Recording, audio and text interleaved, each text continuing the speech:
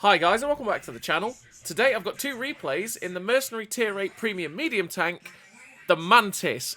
Oh, this guy never shuts up. If you do like the video, as always, don't forget to like and subscribe down below, as it really does help out the channel. And yes, the Mantis. It's a Mercenary Tier 8 Premium that has the T69 turret and gun with the LTG Tier 7 light tank chassis. It's pretty damn quick because it goes at 63 kilometers an hour. It's got this 4-shot auto-loading 240 alpha gun, which is a 90mm. You've got 210 pen on the standard AP with 280 penetration on the heat rounds, which is great because basically you'll pen everything you're ever going to face with both of those two rounds. The standard round in the AP is 914 meters a second shell velocity, which is fairly slow. It's something you've really got to get used to when you're playing it. But you have 1143 meters a second shell velocity on the heat rounds, which is pretty damn quick for heat rounds and is quite nice to use. See, something you bear in mind that if you fire the AP, you fire the standard round, it will be slower than firing your premium round.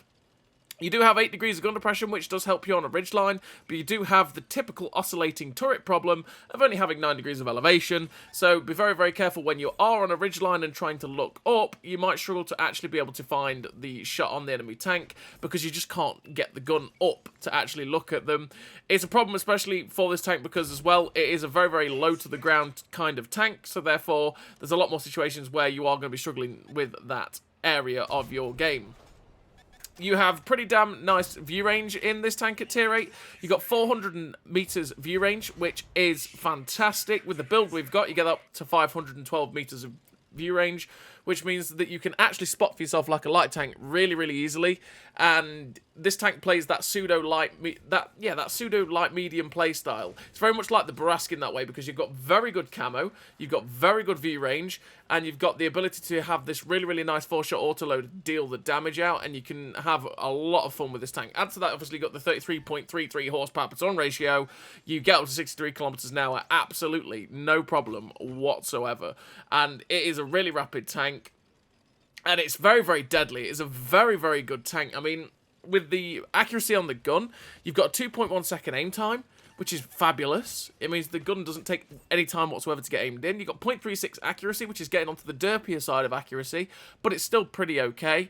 You've got, you know, the accuracy during rotation is 1.31, with the accuracy during movement at 2.07 with the setup we've got, which is pretty bad. That's the one thing that's bad about this gun, and it's probably one of the only bad things about the tank, is the fact that the accuracy during rotation and movement isn't that good, so naturally the gun does bloom out quite a bit if you are trying to fire on the move.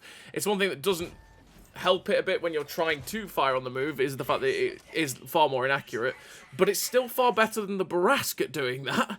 And for saying that that is really the only bad point about the tank, then that's probably saying something about the Mantis, if we're 100% honest. This tank is really, really, it's pretty cracked. Pretty cracked, if we're totally honest with you. So, the Mantis, what do I run in terms of a crew on this Mercenary Tier 8 medium tank? Well, I run pretty standard crew, really, for this kind of playstyle. I run Born Leader, Rapid Reload, Sixth Sense, Situational Awareness, Camouflage Expertise, Silent Driving, Steady Aim, Snapshot, Run and Gun. The 3 gun perks to make sure that this gun is as good as it can be, because like I say, it can be a little bit derpy at times, so I just want to make sure that it is going to hit all of the shots.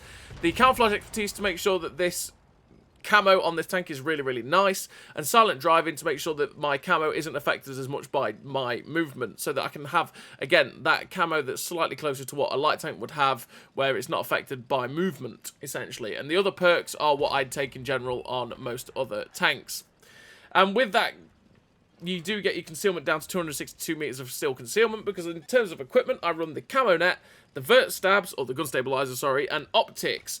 The gun stabilizer to try and just help that accuracy during movement and rotation, to make sure that I can get this gun to be as accurate as possible, so I can hit all the shots, because naturally hitting all your shots, well, hitting your shots in general in any tank is important, right? But especially in an autoloader, making your shots count is key to the success of the tank. And then the camo net to make the camo fabulous on this thing, because the camo is already really nice, and you can get that down to 262 meters of steel concealment with the camo net, which is lovely. And optics to be able to get that beautiful view range, to be able to spot for myself, so that I can actually You can play that pseudo light tank, medium tank role in the old Mantis and be able to get good assistance games, but also be able to outspot things at great distance in the tank. But, I mean, there's plenty of ways that you could, again, kit out the Mantis. If you wanted to, you could decide, you know what, okay, forget the gun stabilizer. I'm quite happy with the gun. That bounced. We get lucky there.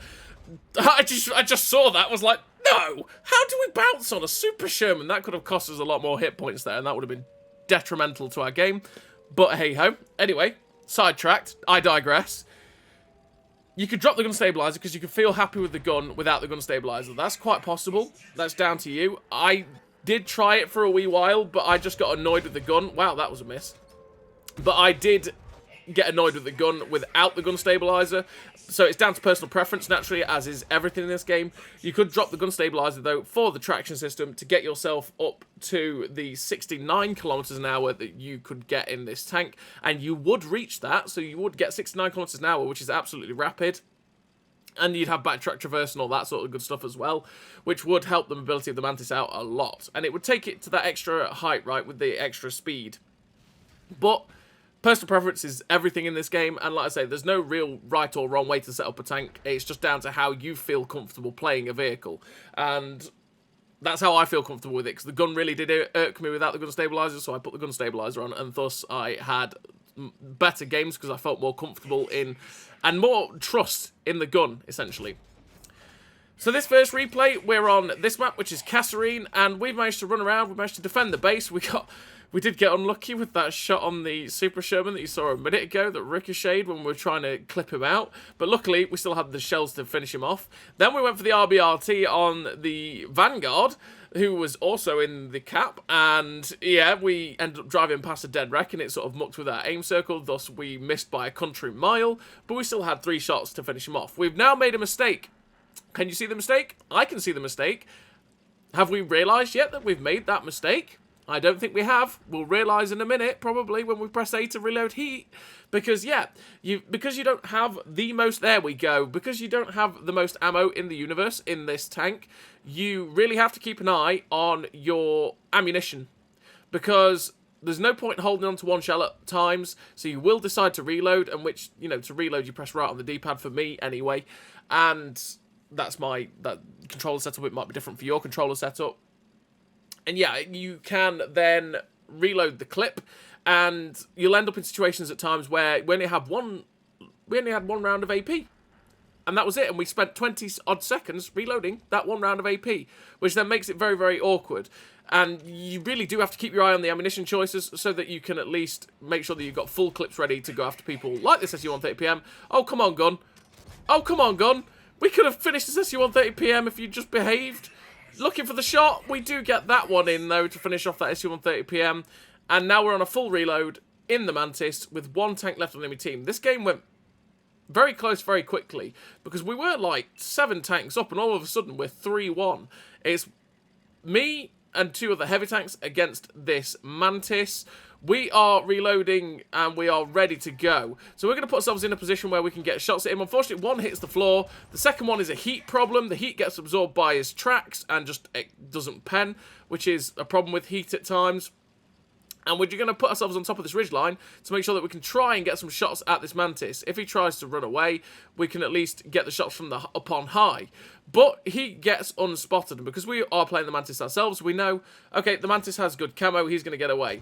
We go for the shot on the Mantis there, but that was a bit delayed, it ends up missing. We get the second shot into the back end, though, put him down to a 1 shot. We wasted a whole clip there, and sadly only hit 1 of the clip, which is... yeah, as well, it's really annoying. The gun handling really let us down at points there, as well as my shooting. Plus, I think I was actually streaming at this time playing the Mantis, because this was back when the Mantis came out. And thus, my ping is a little bit dodgier when I stream. And you saw me pull the trigger. Like, you saw me get the opportunity where I had that first shot that missed. I had him. And then I clearly pulled the trigger, and it was like, and fire! And thus, we missed. And it's really frustrating when it does that. But we did manage to get the shell in to actually finish off that Mantis finally. Finished with the 4 kills, 4,609 damage, 595 assistance, the ace tanker, 2,080 base XP. A pretty damn nice game there for the Mantis on Kasserine, which, yeah, it was a pretty damn nice game for it. And like I said, this tank is just absolutely fabulous. It's got such good camo. It's got such a good clip. The gun, like I said, can be pretty derpy at times, just like the T69. Well, just like it can be on the T69.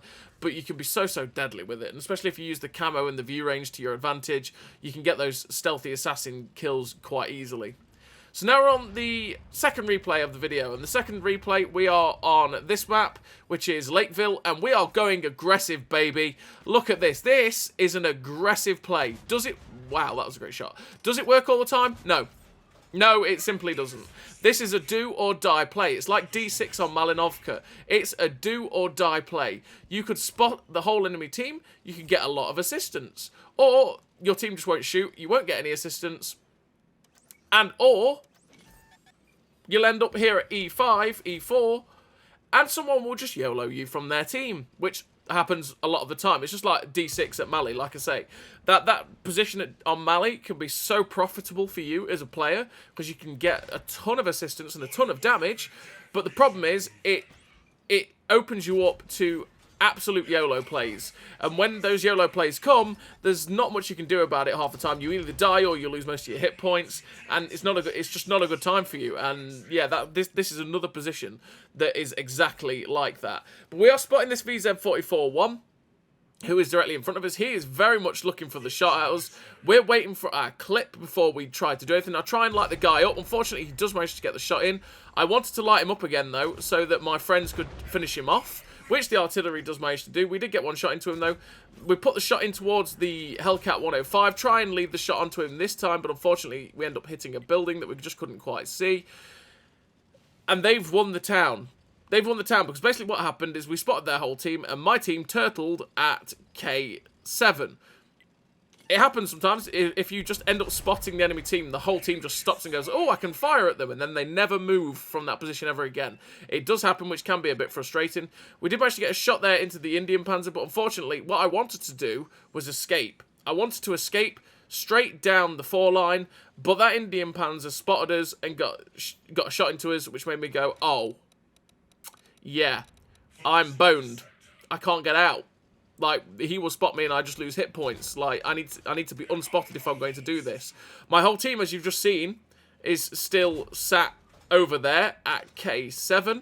They really need to move either towards the town or to defend the base. But we're in a situation where we're in a good place to be able to get some shots out and assist our team if we can.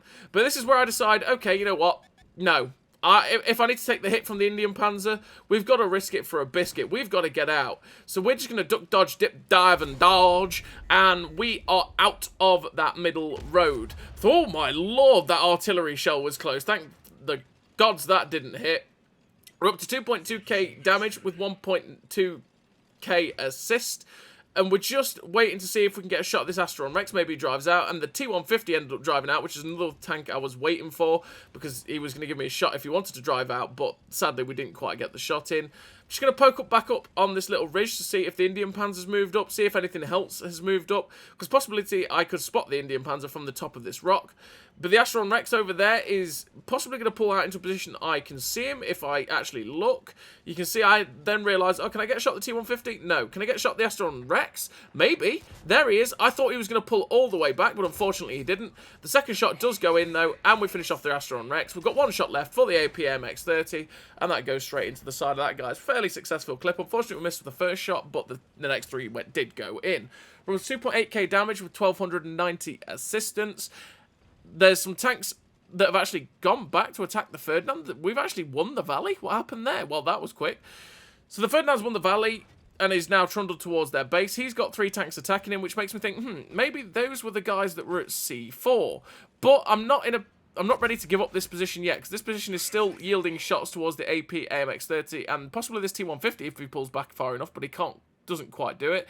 And in fact, I don't think I can quite shoot the AP MX-30 there because of the dead wreck of the Astron Rex. But we're just waiting for them to make a mistake. Waiting for them to forget that I can actually get a shot at them and thus give me a shot. You can see, what am I seeing at this AP MX-30? I'm pretty sure that they are behind the dead wreck of that Astron Rex. But there's only so long I can wait here, because otherwise we're going to start conceding other spots. We're going to start losing hit points elsewhere. And you can see I'm hesitating. I'm like, okay, what do I do? Okay, I was thinking, I'll move up. I'll go down the 4 line. But actually, what I should do is reload a full clip before I do it, or get myself into a position to be ready to get the shots in if I need to. So we waited until we were about 10 seconds left to reload, and then we boosted with food and we're off again. But the Hellcat 105 is coming through our base, so you know what, we're going to help defend the base if we can. Hello, Mr. Hellcat 105. Unfortunately, the first one misses. Or should I say, the first one tracks him, and it actually swiveled him round to be looking at us, which was a moment that you go, oh no, that was not what I wanted. But thankfully we shut him down. Now we've got the Indian Panzer on top of the ridgeline. We're just going to pop over, try and get a shot into his turret. But sadly, he's just behind the rock. So we couldn't quite get the shot into that guy. That's just really unfortunate positioning there on that ridgeline. He got really, really lucky. And I think, you know what, I'm not going to take on that Indian Panzer. We're just going to go for the full reload again and try and help out our team on the other flank, because there's still a medium, which is the AMX-30, and there's still a heavy tank somewhere as well. So let's go help out these guys, win this flank, and then we can loop back round and get rid of their artillery. I wasn't really wanting to take a hit from the Indian Panzer, because then I'd be a one-shot for him, and that wouldn't be a good time. So the T-150 shuts down my KV-85. The Senshi is also a one-shot, but I can get this guy with one shot. Unfortunately, our elevation issue strikes, and we end up bouncing... Well, sorry, we end up hitting the ridgeline on the T-150, because our elevation just ended up being at the point where we couldn't hit the T-150 as we were coming in on the move, and we get very lucky. We get very, very lucky because the T-150 actually bounced off our turret front, which can happen. This turret front is a little bit bouncy at times. It's got weird angles on it, which means you can bounce on a Mantis. It's one of those frustrating things about it when you're shooting at it, is the fact that it doesn't really have any armor, but it has angles, just like a Batchat, and those angles are very, very helpful for just randomly ricocheting shots, which can be, like I say, frustrating when you really need to kill the tank, right? But we managed to finish off that T-150 with the second shot after we got lucky. The APM-X30 hit us on the move as he came in, but we managed to shut him down as well because he was a one-shot. We're on to 6 kills with 3.3k damage, 1500 assistance. The Indian Panzer ends up shutting down our Caro P88. We find the GW Panther, who gets shot by our medium tank from the middle. And what I'm going to do is I'm going to close the distance from this GW Panther, get as close to him as possible behind this rock, proxy spot him, and then if I get the chance to get a shot into him to finish him off, that would be glorious, which we do. And we get our 7th kill of the game, because my thinking there is, I could let the medium tank finish him off, or I could go for a Radley Walters with a chance of killing the Indian Panzer. Yes, please, I'm a greedy kill stealer, let's do it. And, I mean, kill Secura, obviously. And we're on to 7 kills with 3.4k damage, 2.2k assistance so far. There's one tank left. We know where he is. It's the Indian Panzer. He was in the valley. So the question is, what's the Indian Panzer going to do? Is he going to go to our cap and try and cap? Or is he going to try and defend his base from the 2 one-shot tanks that he knows are going towards it? So we're just being very, very, very careful right now. We're keeping our eye on that corner to see if he charges round. And we're waiting for our Senshi to catch up as well, because naturally the Indian Panzer was a 2-shot. So if one of us takes a hit and dies, the other one should hopefully kill it. So now the Senshi's moved up, we're going to move up into a position where we can counter that corner again behind this building. And the Senshi actually moves up into the cap, which puts pressure on it, which at this point now means that we can win. We're going to win. Unless this Indian Panzer comes and kills us, we're going to win no matter what. So there's no point going and joining this Senshi in the cap, because we can win just by capping, right? I may as well sit in a position that can counter the Indian Panzer driving around this corner. And it is definitely just a waiting game now. Will he drive around this corner? Who knows? Maybe. Maybe he's gone towards our cap and he might just go and randomly sit in our cap, because that's what people do. But again, there's no point going and sitting in the cap with the Senshi, because he just makes 2 easy targets for him. We find the Indian Panzer, we get one shot in. Can we clutch the kill? And we do manage to clutch the kill to shut down the Indian Panzer for our 8th kill of this game. Finish the game with the victory. 8 kills, 3.6k damage, 2.2k assistance. The Ace Tanker, the Radley Walters, the Devastator, the Top Gun, the Scout Medal for scouting all those people at the start. 2074 base XP. A pretty damn nice game there for the Mantis, which is a pretty mad tank. Very, very good tank to play, and it's a hell of a lot of fun. So as always, everybody, thank you very much for watching. I'll see you next time.